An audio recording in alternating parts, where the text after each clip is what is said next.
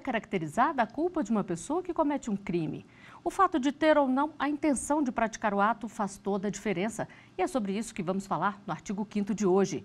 O Código Penal estabelece a definição de crime doloso e crime culposo e que tipo de conduta se enquadra em cada um deles. Quem comete um crime contra a vida visando aquele resultado é julgado pelo Tribunal do Júri, determinação que está expressa na nossa Constituição. Vamos ver.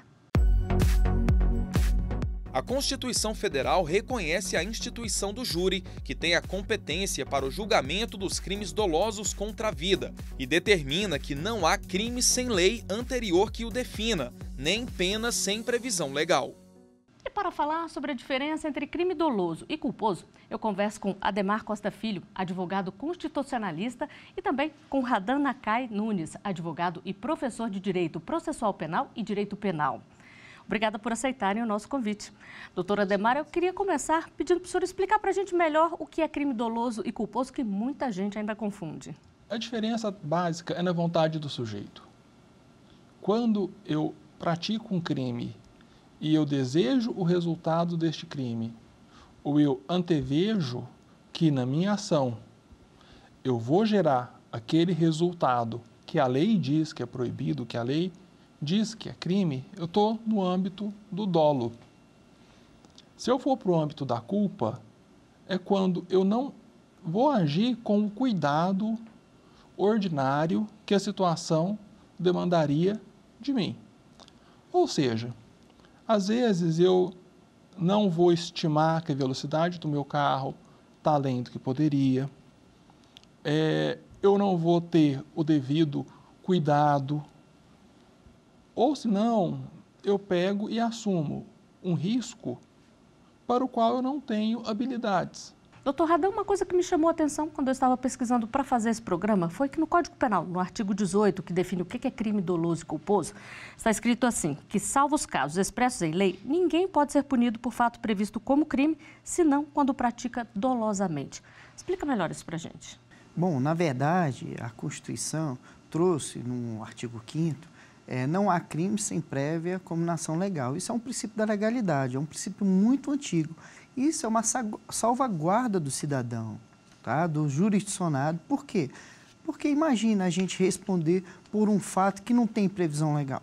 Então, isso é uma garantia, tá, do cidadão. E o artigo 18 do Código Penal complementou, né, trouxe em 1942, quando instituiu o terceiro Código Penal, trouxe vamos dizer assim, esse detalhamento do que é o crime doloso.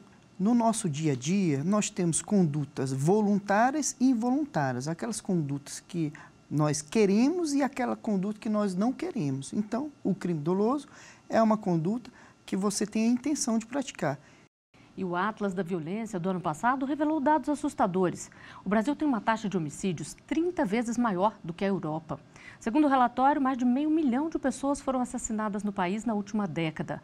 No caso das mulheres, uma grande preocupação é com a violência doméstica. Desde 2015, esse tipo de crime teve a punição aumentada com a criação da lei do feminicídio. Os áudios que você vai ouvir agora são fortes e retratam uma realidade que acontece muito mais do que a gente pode imaginar. Pode mostrar aqui.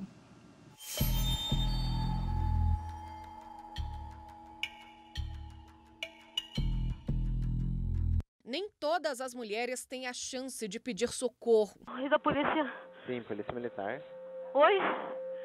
Alô, pode falar. O meu marido tava me espancando. Quem? O meu marido. Seu marido? Eu consegui correr e deixar meus 2 filhos ali. Eu tô toda machucada. Polícia militar. Tá dando briga aqui em casa, o meu pai, ele quer bater na minha mãe.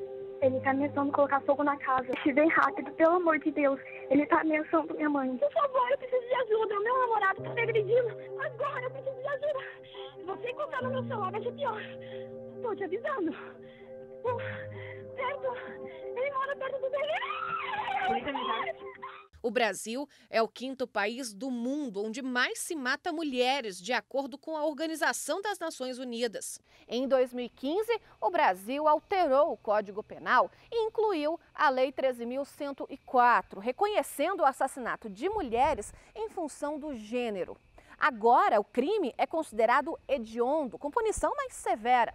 A pena mínima é de 12 anos de prisão. O feminicídio por si só já é um homicídio qualificado, e daí, porque a gente tem ele como sendo um crime hediondo, como você falou, a gente já vai ter uma pena maior, no mínimo de 12 anos, a gente já vai ter uma dificuldade maior depois de uma condenação para uma progressão de regime, já entra na regra dos crimes hediondos de 2/5 ou de 3/5, e aí a gente sai da regra normal da Lei de Execuções Penais, e uma série de aplicações incidentais, por exemplo, de normas até mesmo da Lei Maria da Penha. Ações de proteção que são importantes para evitar o crime, mas que, segundo o Núcleo de Estudos e Pesquisas sobre a Mulher da Universidade de Brasília, não são suficientes. Pode ser que não desencadeie no feminicídio, mas todos os feminicídios têm um histórico de violência anterior, né? De violência psicológica,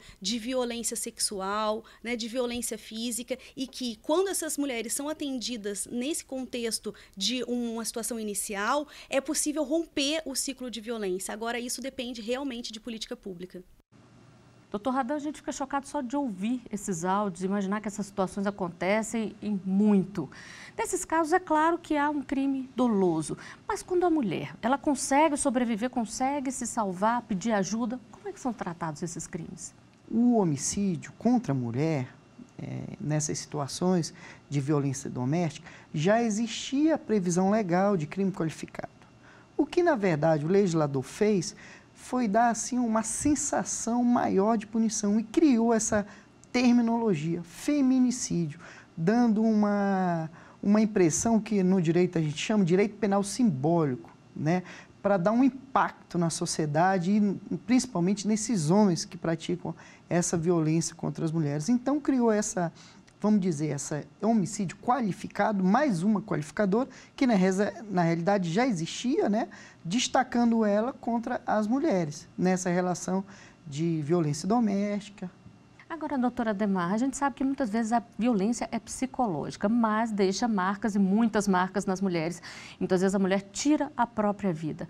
Nesse caso, quem deu causa a isso também pode ser punido? Seria um crime culposo, um crime doloso? Eu penso que devemos voltar um pouco atrás. Você tem o crime tentado e o crime executado. Se eu tentei um crime e eu não cheguei a concretizar esse crime por minha própria, por razões alheias à minha vontade, eu respondo pelo crime na modalidade tentado. Se eu executo o meu objetivo, eu consumo o crime e respondo pelo crime consumado. Muitas vezes, na execução de um suicídio, muitas vezes o que leva uma mulher a se matar, você tem aí uma série de outros crimes que antecedem. Você tem uma ofensa à honra, você tem lesões corporais, você tem outras questões que desencadearam no suicídio. É muito mais fácil a responsabilização por esses crimes antecedentes do que propriamente pelo crime de induzimento ao suicídio. Por quê?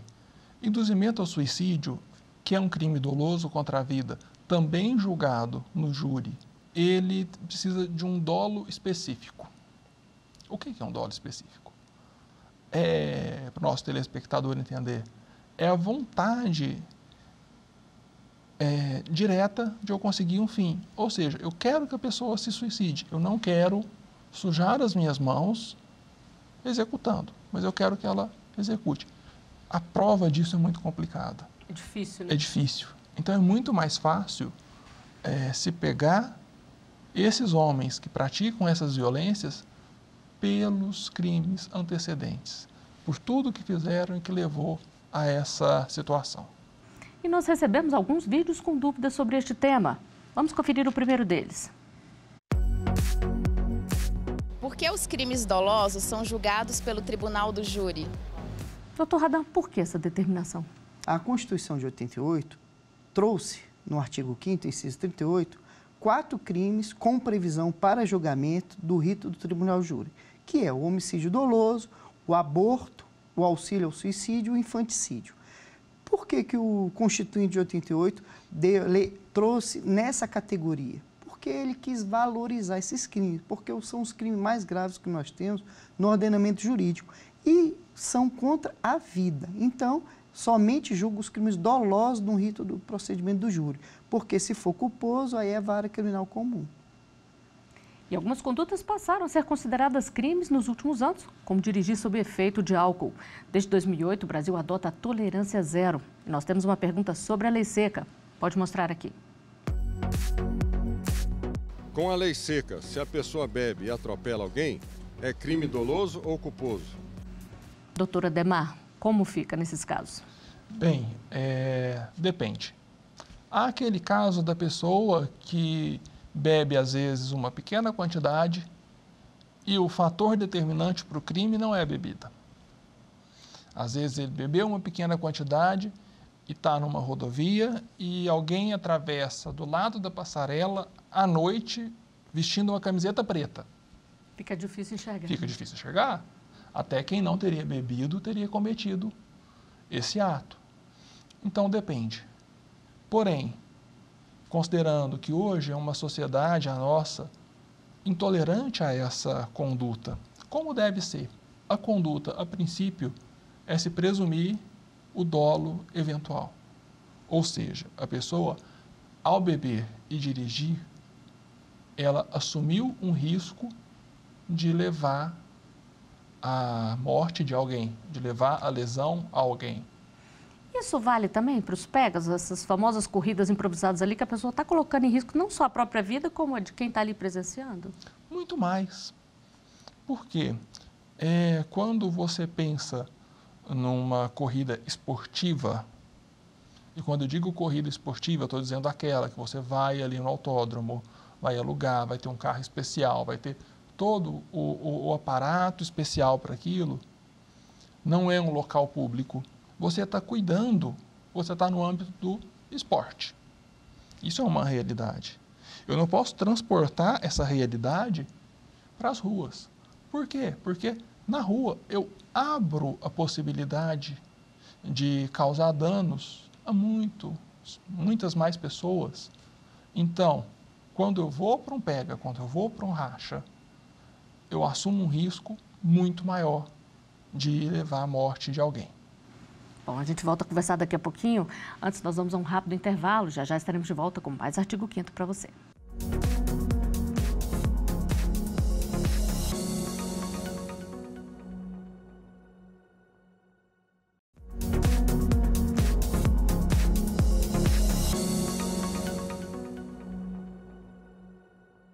O Artigo 5º está de volta. No programa de hoje, a gente fala sobre a diferença entre crime doloso e culposo.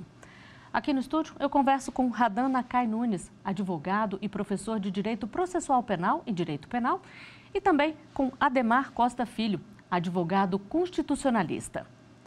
E de acordo com o tipo de crime cometido, o juiz decide se ele é culposo ou doloso e estipula a pena. Mas alguns fatores podem agravar ou diminuir esta punição. Vamos a mais uma pergunta. Pode mostrar aqui. O que são considerados agravantes de um crime? Doutor Radan. Bom, no Código Penal existe graduações para punir uma pessoa. Então, vamos dizer assim, didaticamente, nós temos o crime básico e tem aquele crime, aquelas condutas que descrevem circunstâncias que podem agravar a pena ou atenuar. Então, isso serve para quê? Para orientar o juiz, na hora que ele for aplicar a pena, na fase da dosimetria da pena, ele graduar, ele calibrar a pena. Tá? Esse norte também serve para o Ministério Público, para o promotor. Na hora que ele vai elaborar a denúncia na ação penal, ele também pode incluir as circunstâncias que agravam ou que diminuem a pena, que atenuam a pena. Isso atende ao princípio da individualização da pena. Cada um é diferente do outro e cada situação exige uma punição adequada àquela circunstância, aquele comportamento que ele praticou. E dá um exemplo aí pra gente de alguma coisa que pode agravar ou pode atenuar a pena. Por exemplo, uma situação hoje que alterou o crime de trânsito com a pessoa embriagada. Então, nesse caso, o crime já começa com uma pena diferenciada. Se você atropelar alguém sem beber, sem estar alcoolizado, tem uma pena. Agora, se você estiver alcoolizado, embriagado, a pena já aumenta significativamente. É uma alteração nova para homicídio e lesão corporal no trânsito, que é o homicídio culposo. E no caso dos crimes dolosos também tem agravantes e atenuantes, doutora Ademar? Também tem agravantes e atenuantes. Há um desvalor muito maior em algumas condutas do que em outras. Por exemplo, o crime que eu cometo contra um parente, o crime que eu cometo buscando uma herança, outra situação, a mulher no estado puerperal, né, quando mata o próprio filho, né, isso daí também é considerado para redução de pena, às vezes até exclusão, atenuante, até exclusão do próprio crime. Então, como o doutor já colocou antes, há situações em que até se exclui propriamente o crime. Por quê? A Constituição, em seu artigo 5º, ela tem princípios implícitos, e um deles é razoabilidade e proporcionalidade. Há casos em que não é proporcional, não é razoável eu punir com uma pena padrão. Eu tenho que aumentar essa pena ou reduzir essa pena. Hoje o Supremo e o STJ têm uma posição de que a redução vai somente até a pena base. O que é a pena base? É aquele limite de anos em que o legislador entende que é o desvalor correto mínimo para uma ação.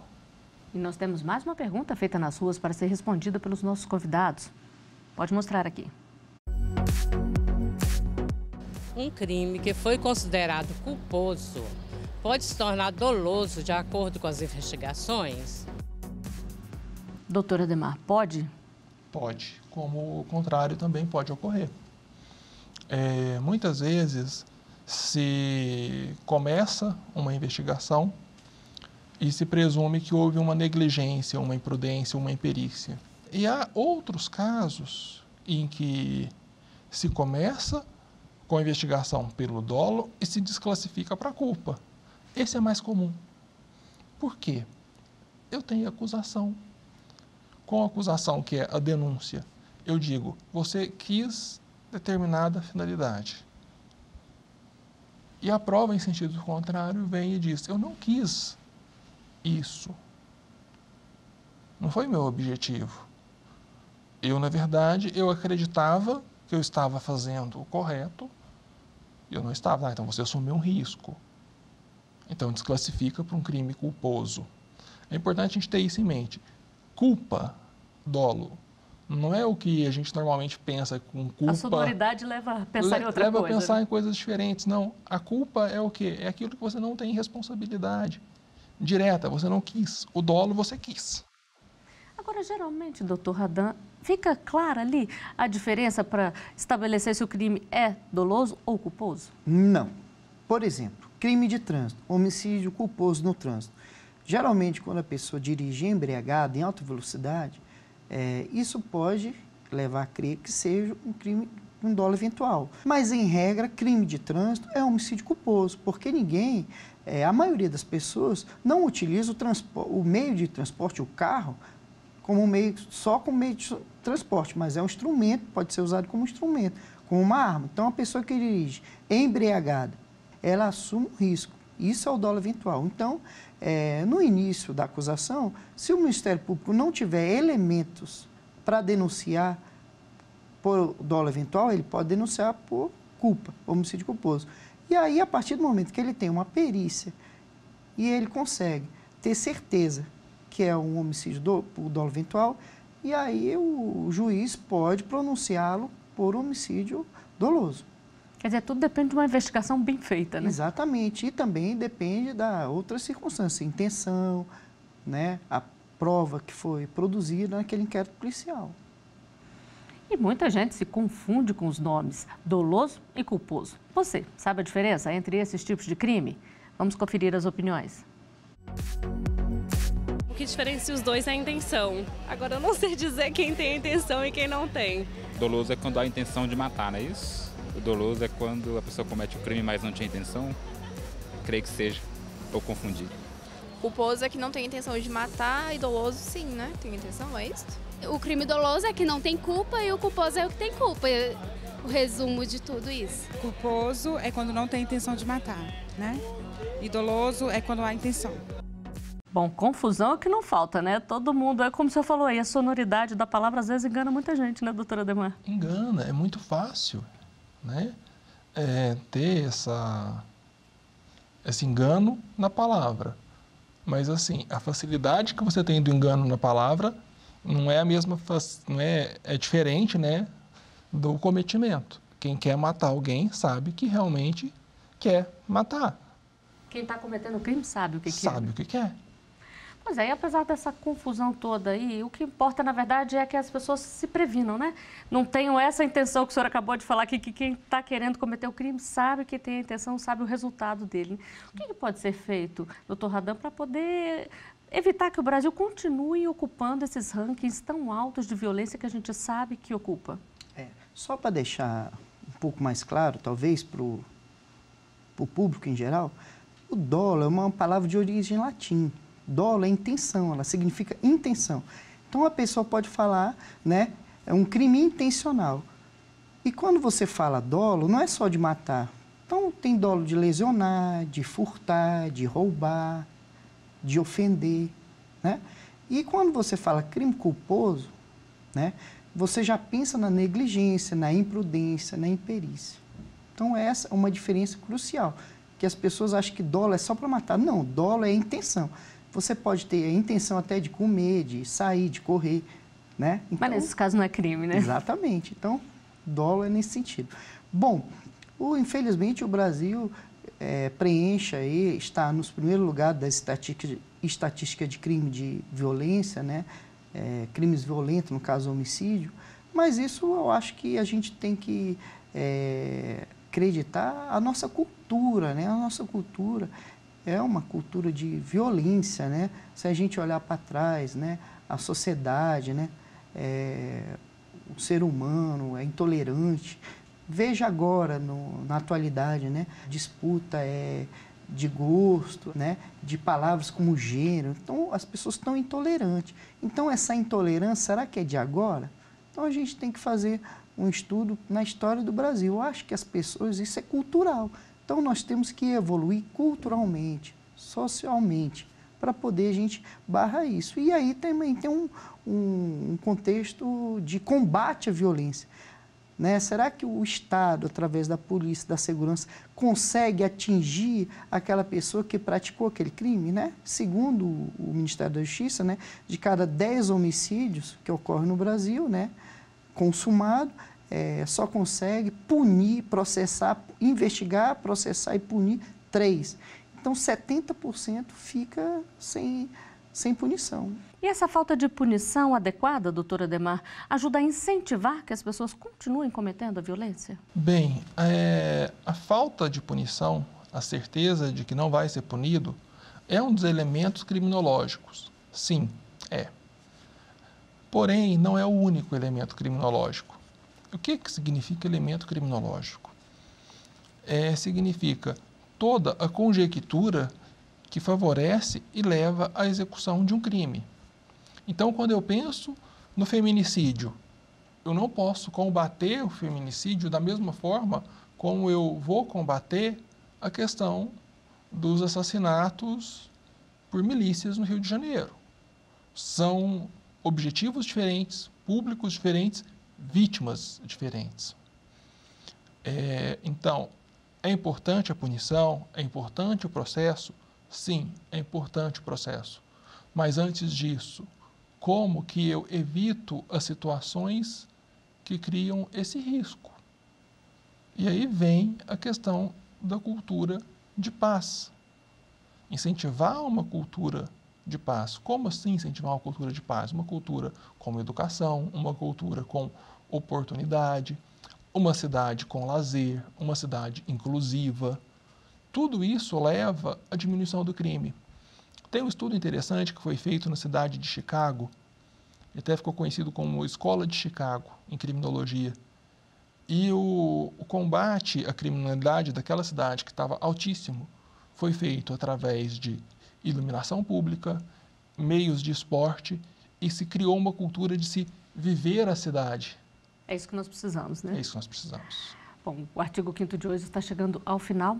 Doutor Radan, doutora Ademar, muito obrigada pela presença de vocês aqui conosco. Muito obrigado. E eu agradeço também a sua companhia. Se quiser sugerir um tema, é só enviar para o e-mail que aparece na tela. Você também pode rever os nossos programas no site da TV Justiça ou acompanhar o nosso canal no YouTube. Até o próximo artigo 5º. Tchau!